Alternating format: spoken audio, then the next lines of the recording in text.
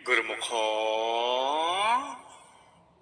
प्रकृति का यह अटल नियम है कि जैसा ख्याल वैसा हाल, जैसा सोचोगे तुम वैसा बन जाओगे। यह नियम सभी प्राणियों, राजा रंक, धनी निर्धन, पुरुष स्त्री, सबके लिए एक समान है, क्योंकि प्रकृति के घर में सदा न्याय होता है।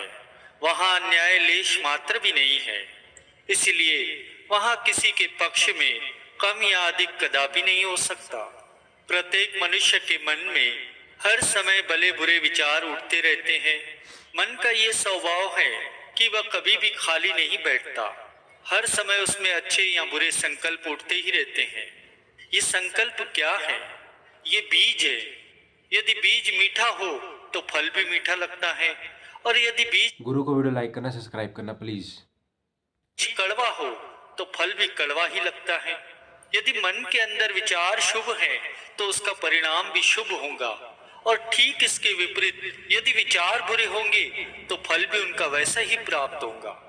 चाहे मनुष्य को इस बात का ज्ञान हो या न हो, परंतु वह हर समय अपने मन के अंदर संकल्पों द्वारा बीज बोता ही रहता है। और ये भी सबको विदित ही है कि बीज जितना होता है फल उससे कई गुना बढ़कर लगता है, अर्थात एक से अनेक हो जाता है।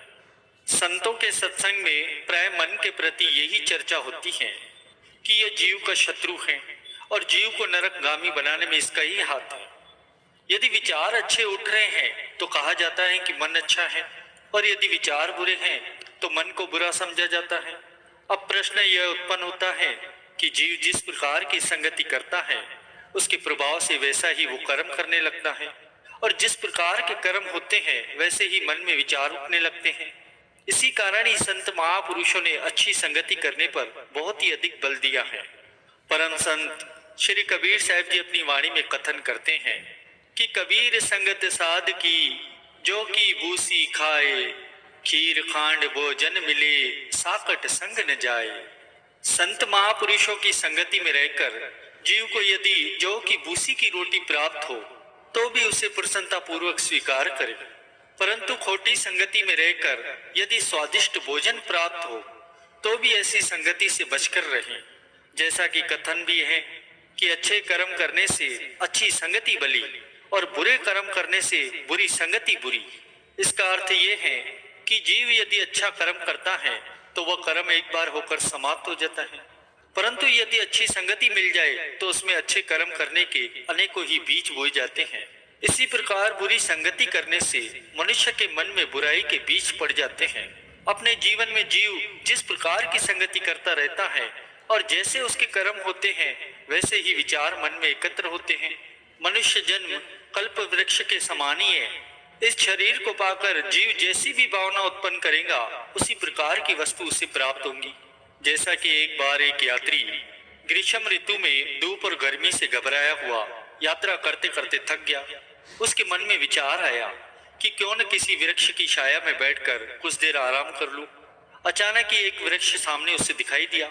उसकी छाया में बैठकर उसने सुख की सांस ली। अब उसके मन में विचार आया कि यदि पानी मिल जाए तो प्यास भी बुझा लूं। बस उसके मन में विचार उठने की देरी थी, सामने उसे ठंडे जल का एक स्रोत दिखाई पड़ा। उसने जी भरकर पानी पिया और स्नान भी किया।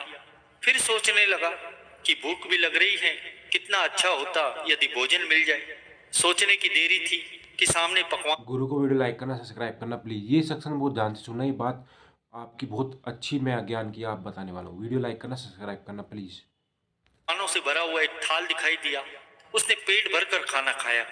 मन में फिर विचार उठा कि छाया भी मिली, पानी भी मिला, भोजन भी मिला, जिससे भूख मिट गई। अब यदि आराम करने के लिए बिस्तर मिल जाए तो आनंद आ जाए। इतने में वो क्या देखते हैं कि सामने पलंग है और उस पर बिस्तर भी बिछाया हुआ है। बेचारा बहुत थका हुआ था, इसलिए गहरी नींद में सो गया और ऐसा सोया कि रात हो गई। जब आंख खुली तो देखता है कि अंधेरा हो चुका है। चारों ओर सन्नाटा ही सन्नाटा। जंगली जानवरों की आवाजें सुनाई दे रही थी, न कोई मनुष्य, न मनुष्य का कोई संकेत। बड़ा घबरा गया। प्रेमियों, वास्तव में वो जो वृक्ष के नीचे बैठा था वह कल्प वृक्ष था, परंतु इसका उसे ज्ञान नहीं था। अब मन का स्वभाव है संकल्प उठाना। अब उसके मन में ये विचार आया कि कहीं कोई शेर आकर मुझे खा गया तो। अब विचार उठने की देरी थी। तुरंत एक शेर गरजता हुआ उसके पास आकर दमका और उसे दबोच कर खा गया। संत महापुरुष कहते हैं कि काश उसे समय पर सदगुरु का ध्यान आ जाता कि सदगुरु आए और मुझे इस निर्जन स्थान से पार कर दे, तो उसका वह संकल्प भी अवश्य ही पूरा हो जाता, क्योंकि उसने मृत्यु का संकल्प उठाया, इसलिए उसे काल के मुख में जाना पड़ा। संत महापुरुषों ने अपनी वाणी में यह कथन किया है कि मनुष्य जन्म कल्प वृक्ष के समान है। इसमें आकर जीव जैसे विचार और जैसी भावनाएं मन में लाएगा वैसा ही फल उसे प्राप्त होगा।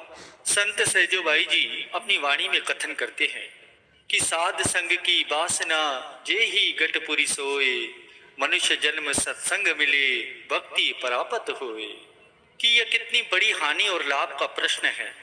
कहाँ तो जीव मनुष्य जन्म से गिरकर निम्न योनियों का शिकार बने और कहाँ उसे भक्ति करने का सुअवसर प्राप्त हो जाए।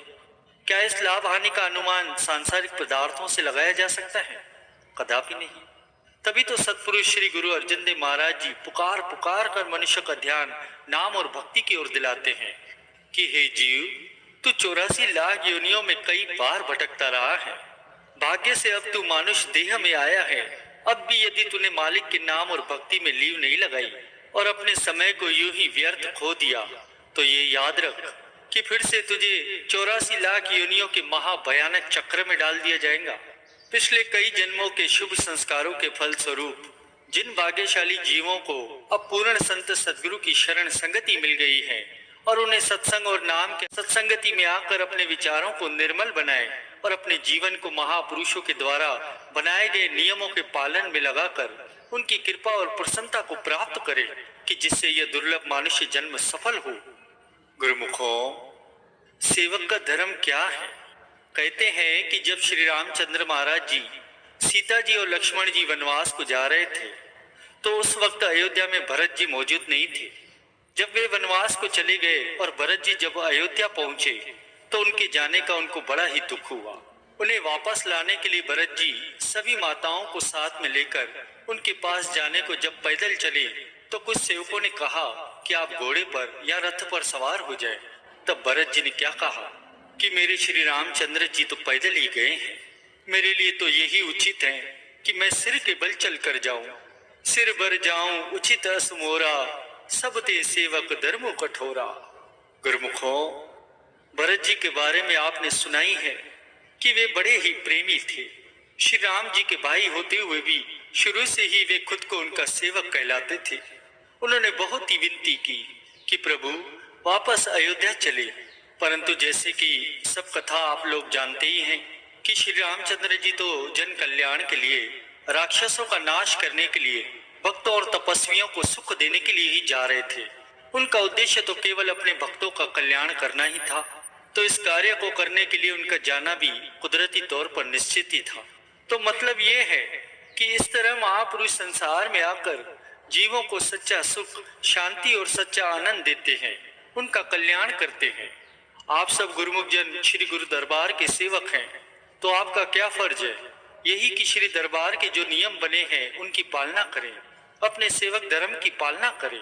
जैसे भरत जी ने अपने भगवान के प्रति इतना भाव रखा, वे सेवक कहलाए, तो इस तरीके से आप सब गुरुमुखों को श्री परमहंस महापुरुषों ने सेवक का दर्जा दिया है, तो सब सेवक अपने सेवक धर्म की पालना करें। भरत जी ने खुद को कितना सादा हुआ था, यह तो भरत जी की भावना से ही पता चलता है कि सिर भर जाऊं उचित अस मोरा, सब ते सेवक धर्म कठोरा।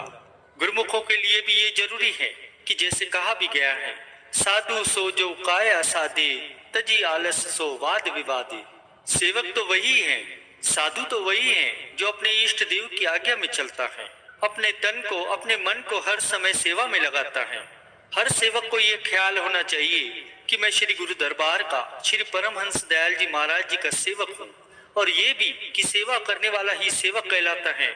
इसके साथ ही सेवक को हर समय आलस और वाद विवाद से बचना चाहिए। भरत जी ने अपने प्रभु की आज्ञा की पालना की और सेवक कहलाए, तो भरत जी के दृष्टांत से, उनके जीवन से प्रेरणा लेते हुए सभी गुरुमुखों का क्या फर्ज है?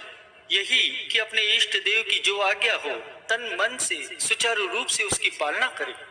आपको ये भी विदित है कि भगवान श्री रामचंद्र जी के वनवास जाने पर भरत जी कभी गद्दी पर नहीं बैठे। वे उनसे उनकी चरण दासियां मांगकर अपने सिर पर रखकर अयोध्या ले आए, उनकी गद्दी पर रखी और अपने इष्ट देव के वियोग में इस तरह उन्होंने 14 साल तक राज्य की संभाल की। कैसी नीति मर्यादा समझा गए भरत जी कि श्री रामचंद्र जी के भाई होते हुए भी उन्होंने खुद को उनका सेवक कहलाया। ये कैसा सिद्धांत दिखाया, भक्ति की कैसी ऊंची मिसाल कायम कर दी भरत जी ने। गुरु को वीडियो लाइक करना, सब्सक्राइब करना प्लीज़।